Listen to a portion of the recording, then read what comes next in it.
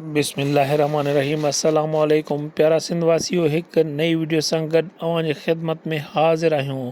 जी हाँ दोस्तों, अवांजो असांजो पसंदीदा शाइर मौलाई मुमताज़ चांडियो जेको ॻाइण जे मुनफ़रिद अंदाज़ सां सिंध तोड़े पूरे पाकिस्तान में मशहूरु आहे ऐं खेसि किंग ऑफ सिंध जो ख़िताब पिणु ॾिनो वियो आहे। पर हाणे मुमताज़ मौलाई जी मक़बूलियत सिर्फ़ु पाकिस्तान ताईं न पर पाकिस्तान खां ॿाहिरि बि फैलिजी चुकी आहे। दुबई, सऊदी अरब, शारजाह, रियाज़, ओमान खां पोइ हाणे मुमताज़ मौलाई इंडिया में बि तमामु घणी तेज़ीअ सां मक़बूल थी रहियो आहे। मुमताज़ मौलाई जी वधंदड़ शोहरत मुमताज़ मौलाई जो नओं आयल उर्दू गीत आहे, जंहिंजे करे इंडियन फिल्म इंडस्ट्रीअ में मुमताज़ मौलाईअ जी हाक छांइजी वई आहे। इंडियन फिल्म इंडस्ट्रीअ मां मुमताज़ मौलाईअ खे उर्दू गीत ॻाइण जी पेशकश पिणु कई वई आहे।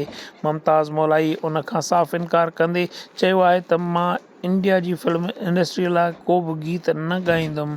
हिन वक़्तु मुमताज़ मौलाई सिंध जो बहितरीनु सिंगर बणिजी चुको आहे, जंहिं शमन अली, मीर अली, मंज़ूर सखीराणी जहिड़े ॻाइणनि खे पिणु पोइते छॾे ॾिनो आहे। सनम मारवी सां ॻायल गीत पूरे पाकिस्तान में मशहूरु थियो। मुमताज़ मौलाई ऐं बुशरा मारवी जो डुएट ॻायल गीत पाकिस्तान न बल्कि पूरी इंडिया में मशहूरु थियो आहे।